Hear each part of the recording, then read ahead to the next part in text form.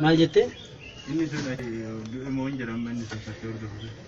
Injira hanga jaartii isaallee irraa fudhadhutti gaheera iyyuu. Kifatoo. Tokkollee haadha ijoollee isaallee irraa qabee. Obanee dinga. Waan baay'ee waliin geenye.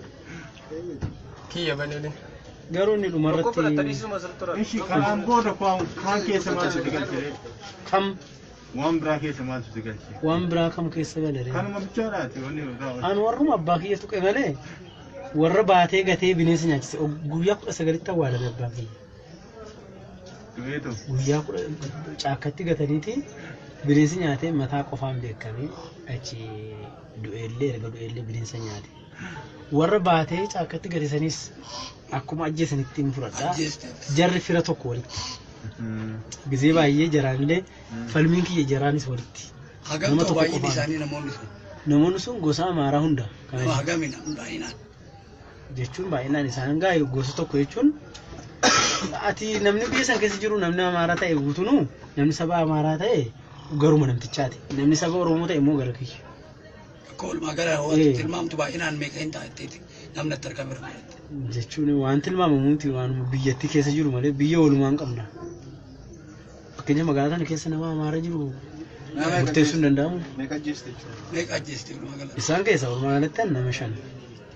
Nama 5.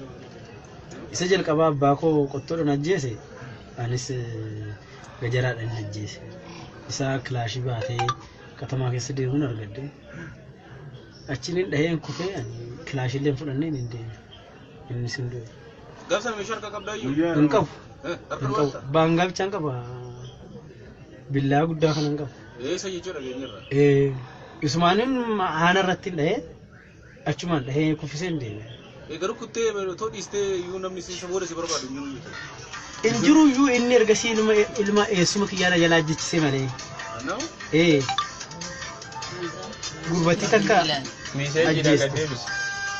Isaan illee namni si tokko jiru. Isumaan na hordofa malee mootummaan baay'ee na hordofne gizee sana. Garuu inni na dhiisaan jiru ture.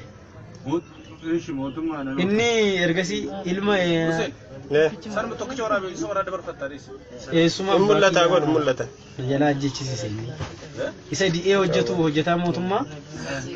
Mucaa hojjetaa mootummaa ta'e namtichi nama badaadha beekee nama baratee fi humna baratee fi nama hojjetaa ho'ii nama nagahaa ajjechisiisa nama sammuu qabu jechuudha. Gabareen tuqu.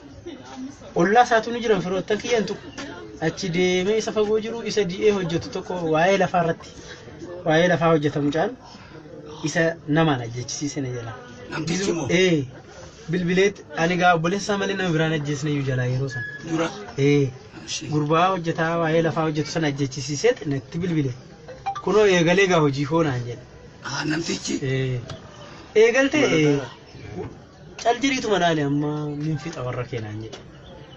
Awoo rabbitti beeka. Kanaafis sifis rabbitu dhaabbate duraanis cubbuu kana ka eegale si anis hangan gaafa dhu'utti hojiin si goradhaan jedhe. Achumaanis jalqabee ergasii namoonni gurbaa shiftaa wayii Goojjaamii bitee natti erge.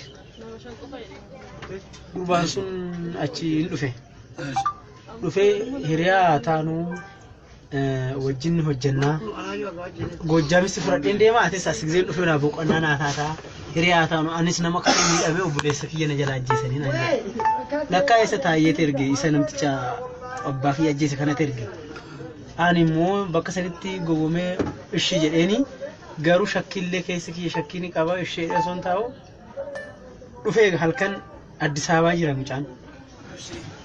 Torban tokko akkasitti hojii naasofnee kaardis na ergasii dhufee yeroo dhufu meeshaa waraanaa kamiyyuu hin qabu waliin deemnee fudhanna naan jedhe ishee jedheeni yeroo dhufu shugguxii qabanne. Shugguxii amma nageelletti qabamte san. Akkanuma na bira ga'ee akkam jirtaa jedhee daf natti godhe. Goonan as keessa baatee harka kiyyaa kana gidduu asuma lablab gooteetuma asiin uffata kiyya dhooftee inni dhukaasee yeroo asiin baatu anis dhukaasu nan asuma hin dhahe. Achumatti achi shugguxii san irraa fudhadhee bilbila isaa irraa fudhadheen deeme. Bilbila isaa fuudhee tarkaanfii lama hin deemne taayyeen kun naa bilbile har'as ka abbaa kiyya ajjeese sun.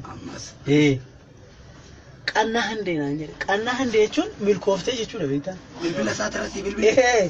Waan inni ajjeesitti fakkaateet hello qannaa handee jedhe. milkooftee waanan du'e itti fakkaateera. Aboo waan har'as hin duune hin jiraati. Cufadhu mucaa kan kee ka ergite awwaaladhu bakka akkanaatti sii kufeeraan jedheen. Jedhe cufe. Achi namicha sana achi fuudhanii awwaalanii isa sana achi firan qabu naman qabu bitamee dhufee miti. Ergasii na abbaatti wallaalee mootummaan bilbilee olii barbaachisee Goojjam ta'uusaa beekame. Dhageenya irratti sirriidha. Goojjam ta'uusaa beekame. Tokkoon hiriyaan kee yeroo baay'ee wajjin deemaa turan si biraa du'e hidhannoo wadhaan hin jiru. Inni ka du'e ani hin jiru yeroo san inni naannoo du'e. Xiyyiitillee si Koko hawaasa wajjin gaafadha. Xiyyiitis hin dhawu jedhu. Laslagee waa tokko nuuf Jechuun Siimuu kana gabaabumatti dhiisi. Hussein san Yaada dhuguun guraati dhiisi. Namni ka jaartii koositti bara. Waan takka waan akkasiin jiru obboleessoo. Atirraa naaf qalabatiini jaartii kootiif bittee naa kennaan akka yaadannootti hin godhadhe malee